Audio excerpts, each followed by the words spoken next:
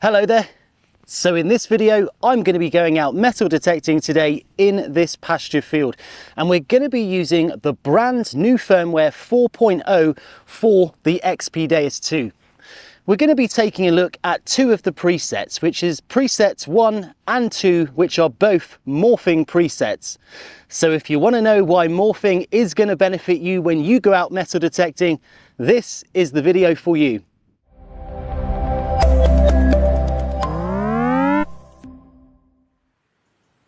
Now let's go into the multi-processing menu and select which preset we want to start with today.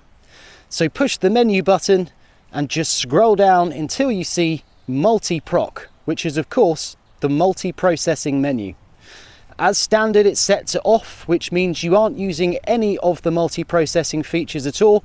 And if you want to select a preset, you just navigate through those using the plus and minus key. So we're going to keep things nice and simple today and start with preset 1, Morph 1. Morphing is all about the audio information, and just by using this preset we'll be able to tell how deep a target is, and a chorus effect will also be added to targets that are further away from the coil.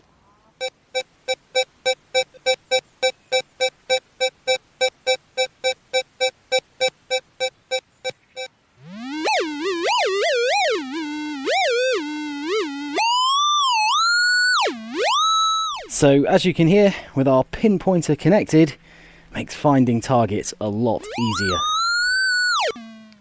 Looks like we've just gone and found a nice little button.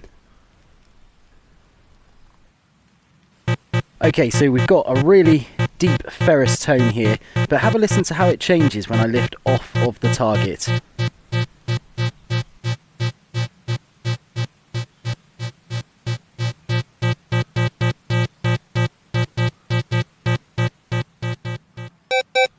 Okay, this one is quite a shallow, high conductive target. Just have a listen to the chorus kick in just as we pull off.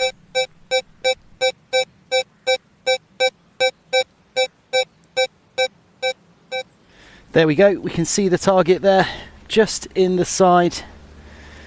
And it's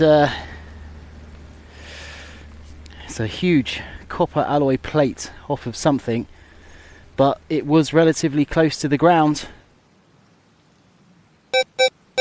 Okay, so this one sounds like a nice, faint, deep target. Just take a listen to this nice chorus effect. So let's dig this one out. Now the ground is really boggy and sticky, and it's not making digging much fun.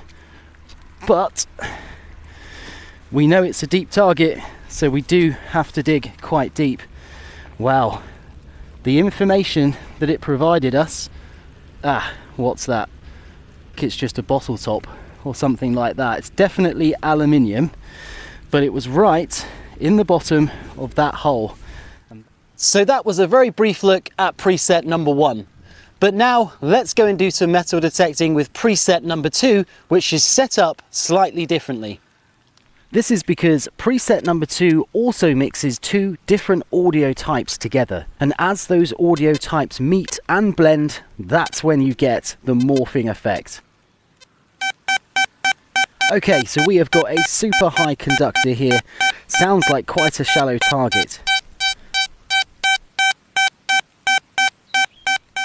Okay, looks like we've just gone and got a nice big copper penny here. Really nice high conductor, but we didn't have to dig very deep for it because the morphing told us that it was quite a shallow target.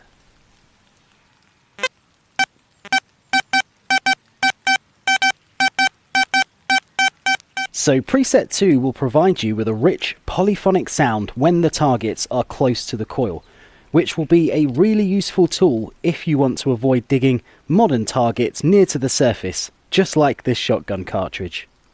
Now listen to how when we get closer to the coil, the morphing kicks in.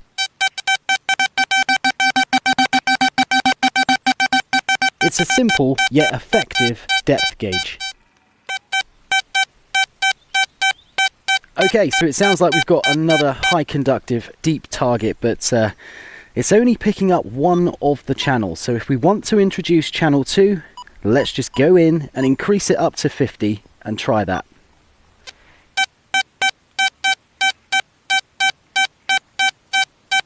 So we are starting to hear channel 2, but it is very subtle and hardly noticeable. Now if we increase it again to something like 80, we should hear it crystal clear. Let's try it.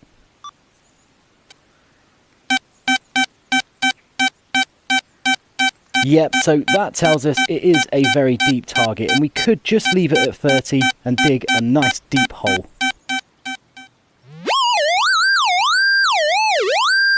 Okay, so this one sounds like it's just in the side wall here. Again, nice and deep, but let's try and pull it out. So, looks like we've gone and found quite a large button. Certainly a high conductive target, but once again, it was nice and deep in this hole.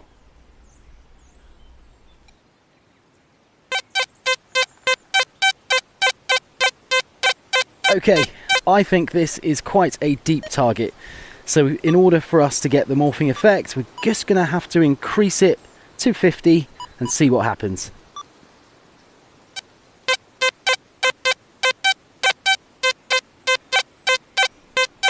So even at 50, we still cannot hear the second channel, and that's confirming that it must be deep. Now let's go all the way up to 80, and that should start to introduce that low square audio type. Yep, there you go, take a listen to that.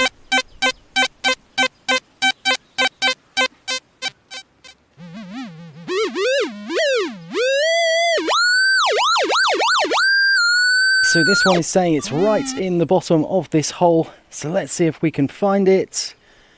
It looks like we've just gone and found a nice little coin. Do you know, I think we might have just gone and found possibly a little Roman coin right in the bottom of this hole. Okay, take a listen to this ferrous tone. So we're only really getting one of the audio channels. That's because one is set to 95 and the other is set to 30. So once again, if we increase it to 50, have a listen to how it changes.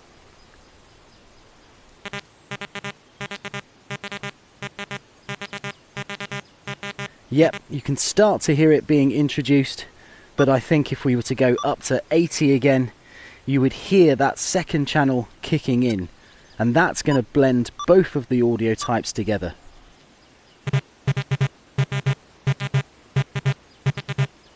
There you go. Perfect. Now take a listen to this nice mid conductor. Now we're only hearing channel 1, and that's the channel with the high sensitivity. So I think this one is going to be deep. So it looks like we've gone and found a nice little copper alloy clothes fastener in this hole. And this thing was pretty deep, but it told us it was deep. So that's what some targets sound like using the factory presets. But what if you wanted to modify it slightly to be more familiar with your style of detecting? We're going to go into the expert settings, and I just want to change the high tone of channel 2 so that it's something a little bit more familiar with how I detect. So we're going to change this up to around the sort of 687 mark. There we go, that's perfect. Okay, this target is very, very close to the coil. Have a listen to that lush chorus effect there. And just to show you how close to the surface it was, I didn't really have to dig very far at all. And we've got a really nice spectacle buckle. So there is a very brief look into presets number 1 and 2, which are both morphing presets. By using these presets, you're going to get more information from the targets that are in the ground and save time by knowing exactly how much you need to dig out. Now in the next video, I'm going to be looking at some of the more expert settings like dual reactivity and axis mode, and showing you why using some of those in certain conditions is also going to be a big benefit for you. Thanks very much for joining me out today. I'll catch you on the next video.